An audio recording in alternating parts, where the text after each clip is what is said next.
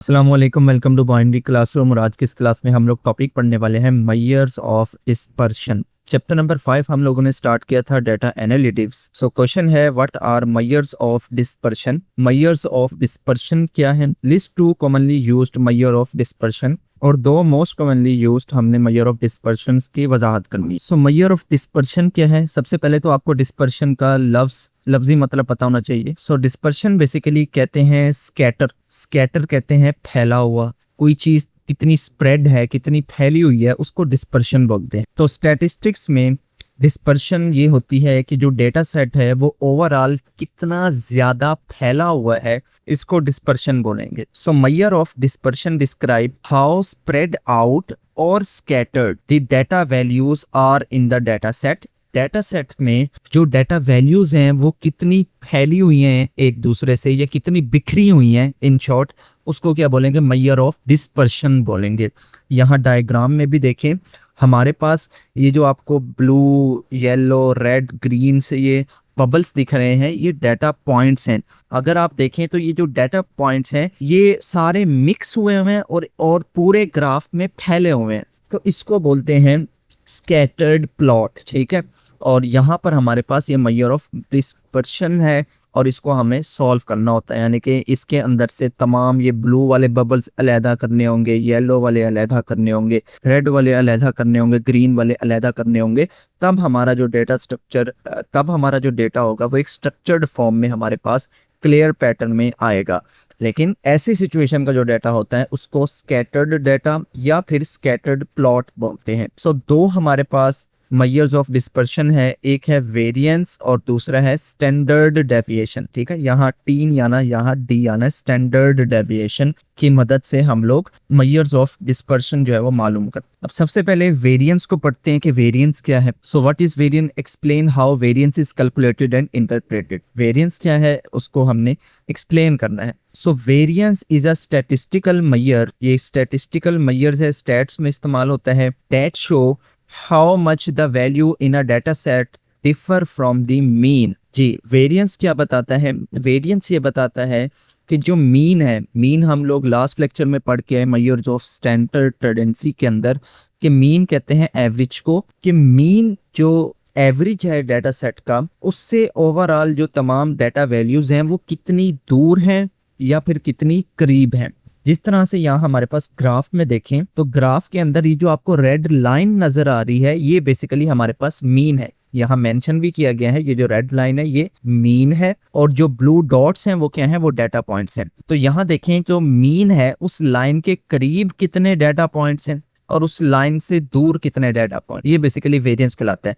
अगर आप left side वाला ग्राफ देखें तो उसके अंदर मोस्टली जो हमारे पास डेटा पॉइंट्स हैं वो मीन के करीब हैं। इसका मतलब यहाँ पर वेरिएंस जो है वो कम है। जबकि जो राइट साइड पे ग्राफ हमें दिख रहा है उसके अंदर जो मीन है उसके अंदर जो डेटा वैल्यूज हैं, डेटा पॉइंट्स हैं, वो मीन से बहुत दूर दूर हैं। देख रहे हैं ये वाला कहाँ ऊपर तक कितना दूर है, इसी तरह ये वाला बहुत दूर है। तो कंपैरिजन अगर आप खुद देखें तो आपको वाज़े नजर आ रहा है, यहाँ पर डेटा सेट करीब करीब है मीन के और यहाँ पर काफी दूर दूर तक फैले हुए हैं। तो इसका मतलब यहाँ पर वेरिएंस क्या होगा? ज्यादा होगा। अगर आप यहाँ ऊपर भी देखें ग्राफ के लिखा भी हुआ है कि इस ग्राफ के अंदर वेरिएंस जो है वो कम है, जबकि इस ग्राफ के अंदर वेरिएंस जो है वो ज्यादा है। नीचे वैल्यूज भी ऑब्वियसली कैलकुलेशन से उसने बताई हुई है, इसका जो फॉर्मूला है। तो यहाँ देखें जो इसकी वेरिएंस है इसकी वैल्यू 11.44 है, जबकि यहाँ पर जो वेरिएंस है इसकी वैल्यू 1.33 है। तो 1.33 जो है वो कम है, तो इसलिए ये कम वेरिएंस है। तो इन शॉर्ट वेरिएंस क्या है? वेरिएंस ये बताता है कि जो डेटा पॉइंट्स हैं वो मीन से कितना करीब हैं या फिर कितना दूर हैं। वेरिएंस मालूम करने के लिए हमारे पास जो फॉर्मूला है वो ये है।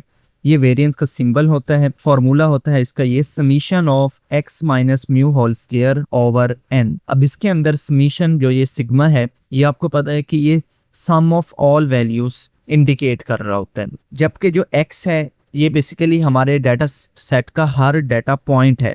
x क्या है? हर डाटा सेट का एक एक पॉइंट है। क्या मतलब? जिस तरह हमारे पास ये डाटा सेट है, यहाँ ये 50 है, ये बेसिकली x इसको रिप्रेजेंट कर रहा है।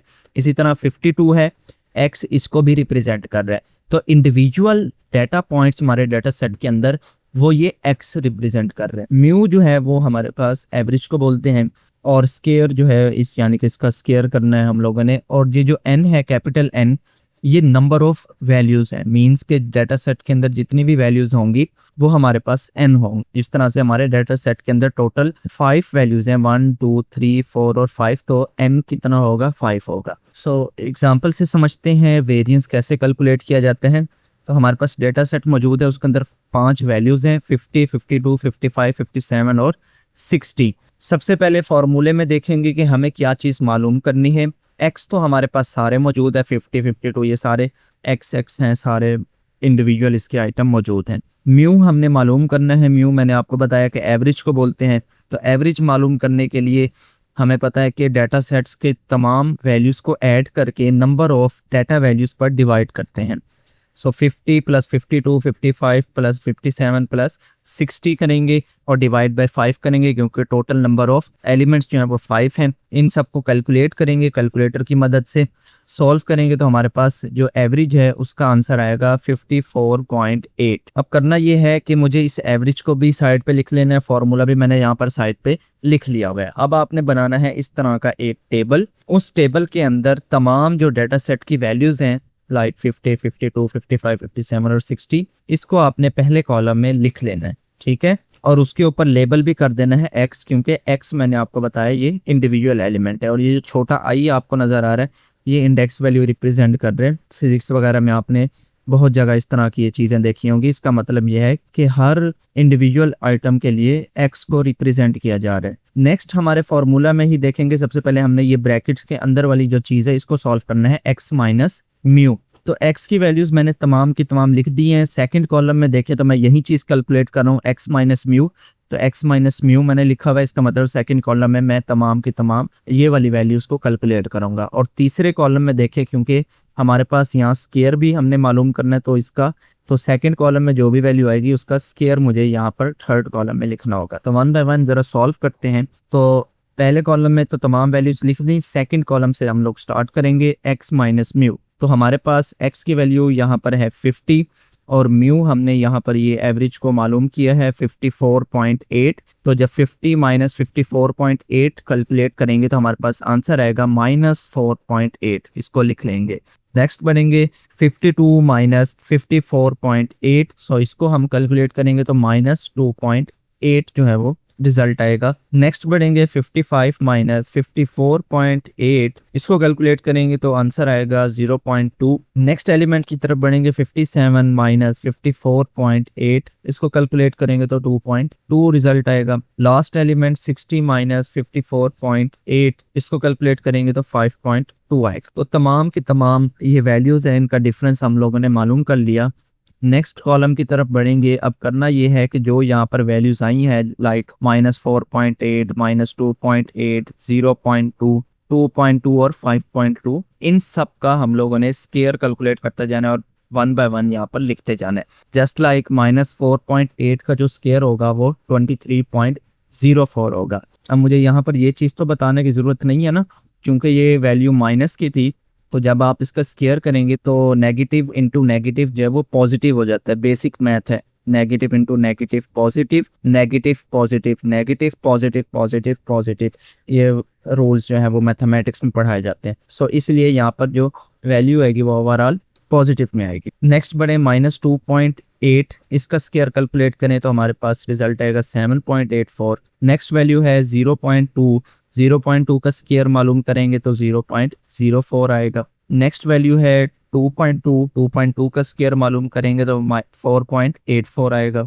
नेक्स्ट वैल्यू है 5.2, इसका स्केयर कैलकुलेट करेंगे तो 27.04 आएगा। सो इजी चीज़ें हैं, बस आपको फॉर्मूला याद करना है, बाकी कैलकुलेशन तो बस कैलकुलेटर की ही मार है। तो यहाँ तक करने के बाद फॉर्मूला में देखें क्या चीज़ रहती है। अब करना ये है कि हमने इस वाली तमाम वैल्यूज़ का समीशन लेना है, क्योंकि ये सिग्मा यहाँ पर मौजूद है। इसका मतलब ये वाला जो लास्ट वाला कॉलम है, इसकी तमाम वैल्यूज़ को हम लोगों ने अब ऐड करना है। तो जो लास्ट कॉलम है मैं इसको अलहदा करके यहाँ लिख रहा हूँ ताकि हमारे पास वैल्यूज़ मौजूद हो। करना ये है कि हम लोगों ने ऐड करना है। तो सबसे पहले इस तमाम वैल्यूज़ को ऐड करेंगे। 23.04 प्लस 7.84 प्लस 0.04 फिर 4.84 और 27.04 तमाम वैल्यूज़ को ऐड करना है और डिवाइड किससे करना है, फॉर्मूला में देखें n से। तो n क्या है, n हमारे पास बेसिकली डाटा सेट्स के टोटल काउंट्स हैं। तो टोटल हमारे पास डाटा सेट के अंदर 5 वैल्यूज़ हैं, तो इसका मतलब मुझे डिवाइड कैसे करना है, 5 से करना है। सो कैलकुलेटर से कैलकुलेट करेंगे, एडिशन परफॉर्म करेंगे, 62.8 आएगा, डिवाइड करेंगे उसको 5 के साथ, तो हमारे पास जो फाइनल रिजल्ट आएगा वो आएगा 12.56। ठीक है, तो ये होगा हमारे पास वेरिएंस। अब आपकी बुक में एक दूसरे डाटा सेट को भी इसी तरीके से सॉल्व किया गया है। सॉल्व करने के बाद उस डाटा सेट के जो वेरिएंस है वो ज़्यादा आया होगा या मे भी कम आया होगा, मुझे अब एग्जैक्ट याद नहीं है। तो उसने बेसिकली लास्ट में फिर ये कंपेयर करके दिखाया कि एक की वेरिएंस की वैल्यू ज़्यादा है, एक की कम है, यही कुछ बस। ठीक है, लेकिन एक एग्जांपल से हम लोगों को यहाँ पर समझ आ गया कि वेरिएंस इस तरह से कैलकुलेट होता है। वो तो मैंने आपको वेरिएंस का क्वेश्चन शुरू करने से पहले जो ग्राफ दिखा दिया था उसके अंदर भी वो सारी चीज़ें कंपैरिजन के ज़रिए दिखा दी थी कि कम वेरिएंस के डाटा सेट जितने मीन के करीब होंगे उतना वेरिएंस कम होगा, जितने दूर होंगे उतना वेरिएंस ज़्यादा होगा। लेकिन इतना डिटेल आपसे नहीं पूछा जाएगा, ज़्यादा से ज़्यादा इस तरह से एग्जाम्पल दी जाएगी और आपको कहा जाएगा कि वेरिएंस कैलकुलेट करके बताएं, तो वो आपने सारा प्रोसेस इसी तरीके से फॉलो करना जिस तरीके से मैंने आपको यहाँ पर बता दिया है, और फाइनल आपको ये वाला रिजल्ट जो है वो लिख देना है। शॉर्ट क्वेश्चन के लिहाज से आप लोगों ने ये एग्जाम्पल तो ऑब्वियसली एक्सप्लेन नहीं करनी होगी, लेकिन डेफिनेशन और साथ में ये फार्मूला आप लोग लाजमी लिखेंगे। So in case of long question better यही है कि आप लोग एक एग्जाम्पल को भी सॉल्व करके बताएं। नेक्स्ट बढ़ते हैं, हमारे पास मेजर्स ऑफ डिस्पर्शन में एक और प्रॉपर्टी थी स्टैंडर्ड डेविएशन, इसको पढ़ते हैं। बिल्कुल इजी है, वेरिएंस जिस बच्चे को समझ में आ गया, स्टैंडर्ड डेविएशन उसके लिए कुछ भी नहीं है। So standard deviation basically variance की तरह ही एक स्टैटिस्टिकल मेजर है that indicate how much the values in a data set deviate. बिल्कुल वही वेरिएंस की तरह ये भी वही बताता है कि मीन से कितना दूर है डाटा सेट्स के पॉइंट या फिर कितना करीब है। Standard deviation provide a more practical and meaningful result. जी, ये लाइन हम लोगों ने वेरिएंस में नहीं पढ़ी थी।